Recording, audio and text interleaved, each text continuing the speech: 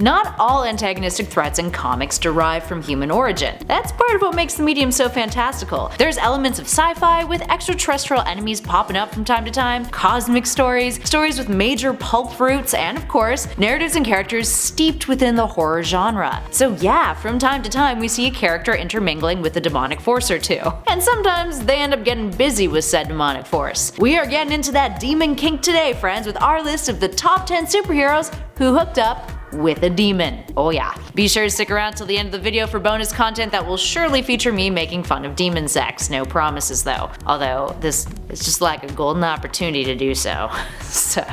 In at number 10, Hellcat. Hellcat, aka Patsy Walker, hooked up with the son of Satan once upon a time. Damien Hellstrom and Patsy hit it off as soon as he joined the Defenders, and the two fell in love. Damon was into Patsy because she made him feel loved just by being herself, and helped him become more of, I quote, a son of man than a son of Satan. Whoa. And what did Patsy get out of this? Well, she thought he was super hot. Just, oh damn, look at that Satan symbol on his chest. That's what Patsy was probably thinking. This got even weirder when Satan decided he would try to convince the hero that she was his daughter in Defenders issue 111 from 1982. Incestual stuff. Now, despite that strange blip, Patsy and Damon actually got married in Defenders issue 125, which caused Damon to lose his dark soul and become human, which incidentally also killed him. This led to Patsy attempting to save him in Hellstrom, Son of Satan, issue 12, retrieving his dark soul and making Damon a demon again. And it gets weird for them yet again, because after seeing Damon's true form, Patsy couldn't deal and she killed herself. She'd return eventually, as all comic book characters do, except for Uncle Ben. And in Marvel Divas issue 1-4, Damon reappears to Patsy after she's published a tell-all book about her life, and offers to heal her friend Firestar's cancer in exchange for Patsy's soul. And really, it's all just a narcissistic ruse to Damon, who is just pissed off that he was barely mentioned in Patsy's book. So, yeah. Narcissism goes hand in hand with demonic sex. In at number 9, Buffy. Vampires are considered pretty damn demonic in the Buffyverse, and Buffy, the Vampire Slayer, has hooked up with not just one, but two vampires, having complicated romantic relationships with Angelus, aka Angel, and Spike over the course of 7 seasons of the TV series, which now continues the story in its comic books. Buffy began a relationship with Angel in the first season of the show, which would implode in the second season when his soul was removed and he reverted back to his homicidal sadistic ways. Being the big bad of that season, the two of them split up and Angel ran off to LA to star in his very own television spin-off, while the two were still kind of always each other's OTP, or as far as Sarah Michelle Gellar is concerned, and also myself. Spike, who was initially supposed to be a one-off villain, ended up sticking around for later seasons of Buffy, and the two began a romance. Spike was tormented by the fact that he had fallen in unrequited love with the Slayer, and after Buffy died and was brought back to life and suffered through a very traumatic season 6, the two would eventually kiss. But it was a pretty toxic relationship, and Spike once sexually assaulted the Slayer, so no bueno. In the end, he sacrificed himself for the greater good, finding himself on Angel's TV show after Buffy's series ended. Plus, her pal Xander was also in a long-term relationship with a demon named Anya, so the whole series just has a whole lot of intermingling when it comes to the supernatural and who gets you off. Willow's a witch. It's really just a metaphor for being gay.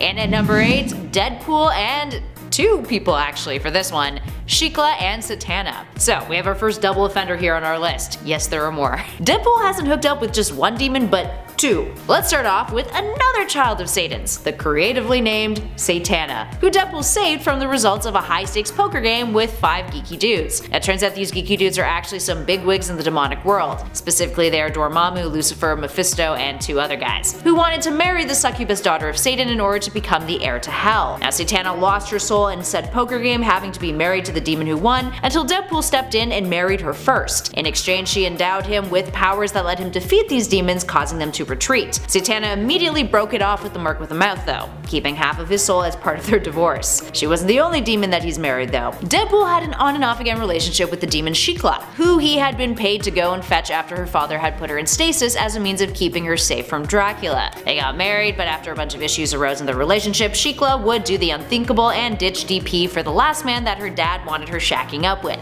Dracula himself. It's fine, Deadpool's really in love with Mistress Death, so it's all good.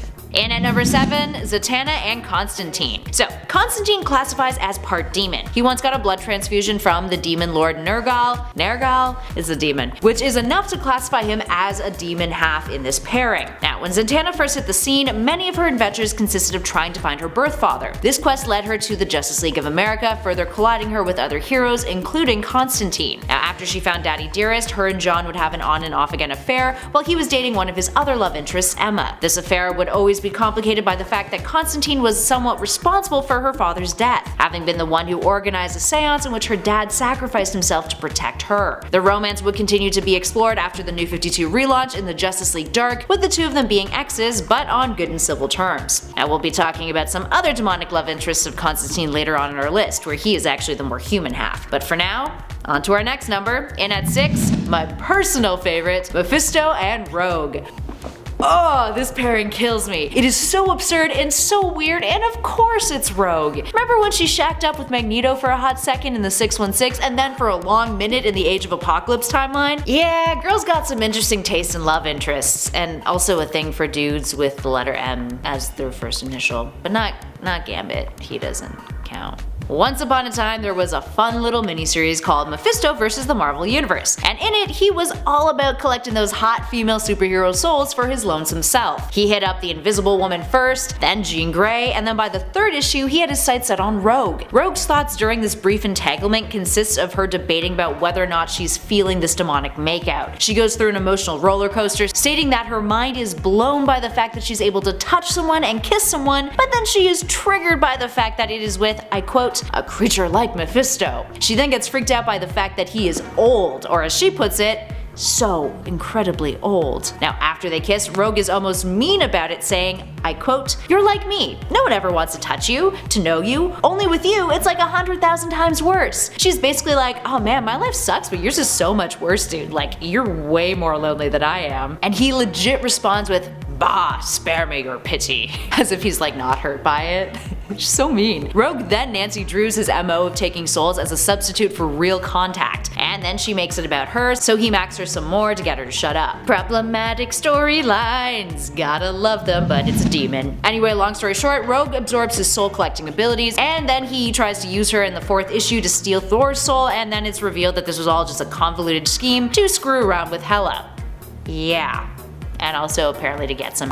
Moving on to number 5, we have Luke Cage and Silver Sable, and Priapus. Okay, so here's a slightly odd addition to our list, and one that was done without consent, making it particularly nasty in retrospect. Consent matters. Seriously, jokes aside. Anyway, back to the silliness. It involves the demon Priapus, like I mentioned, who first graced the pages of Marvel's comics in 1993 in Terror Inc. issue 10. He is the Greek god of male fertility and horticulture. He is also a demon who is said to be very physically endowed, yet horribly ugly.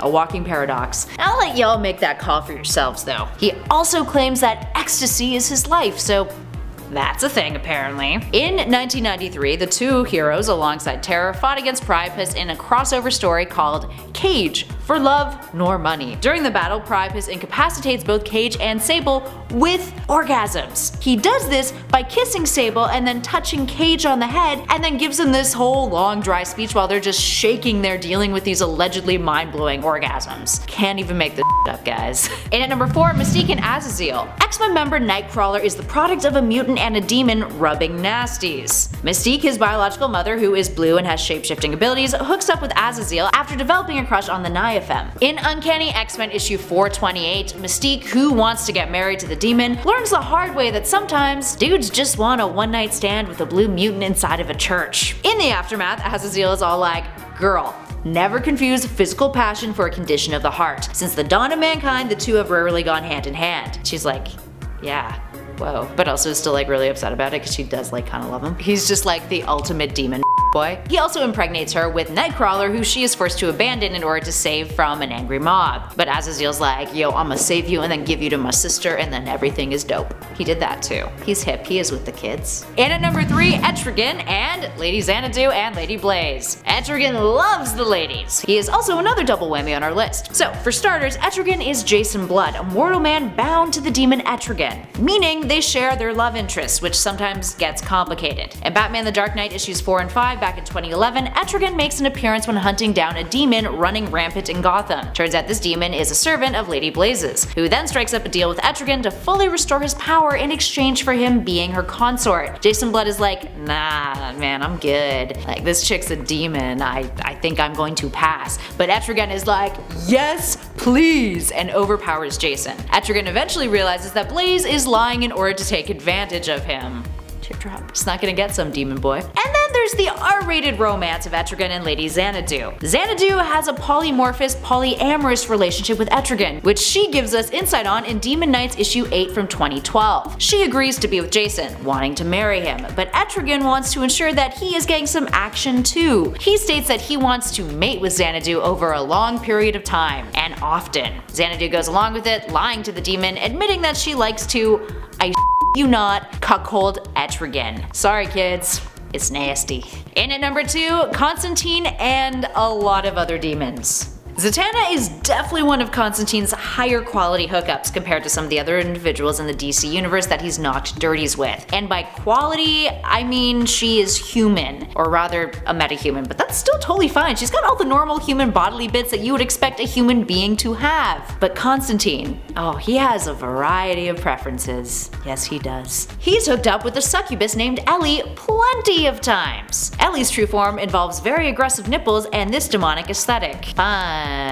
He also once helped out a virgin by having sex with her and placing his demonic taint within her so she didn't have to get married to an angel. Ugh, don't you just hate when that happens, when you have to get married to an angel and then you just gotta get romantic with the demon to ensure that you just never go into heaven, or maybe just probably going to hell, and you know, it's tough. Modern dating. But there is a time worse than that for sure. In Hellblazer issue 200 from 2004, Constantine rubbed nasties with a demoness named Rosa Carnus. This occurred when he traded one day of his life in exchange for not being burned at the stake. Seems like a decent deal, right? But nah, she a demon, my dude, so she used her powers to have this day play out in 3 simultaneous possible realities in which they do the nasty and she tries to sire 3 demon messiahs. Now talk about a rough one-night stand.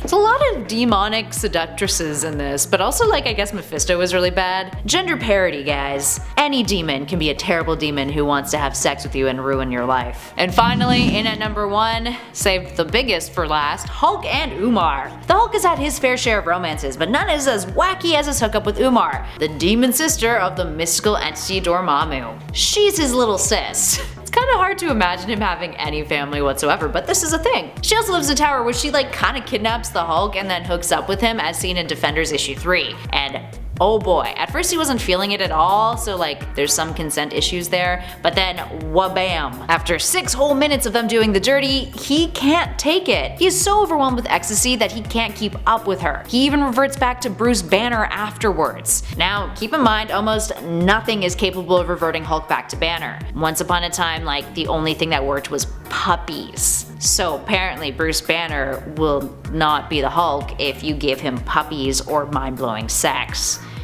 Take what you will from that. Umar would make a cameo later on in The Incredible Hulk issue 633 when he was Worldbreaker Hulk. She showed up in a portal that was shaped like a mouth and chilled him out by having sex with him, of course. This time with their banging forming a giant mushroom cloud in the process. Yeah. Well, there we have it, friends. There's a lot of demon kink. Thank you for coming on this journey with me and learning about things that you probably wouldn't have Googled in the first place, but you know, it's informative. If you guys dug this video, be sure to hit that thumbs up button, share it with a friend, baby. And be sure to subscribe to Top 10 Nerd for more lists that are maybe kind of like this one, but also geared towards other aspects of comics, not just demon sex. It's not the only thing we do, I promise you that. In the meantime, thanks for watching, friends. I'll catch you all in the next video. Demon sex! This is my job. But I'm like, yeah, sure, give me that demon sex. Oh god.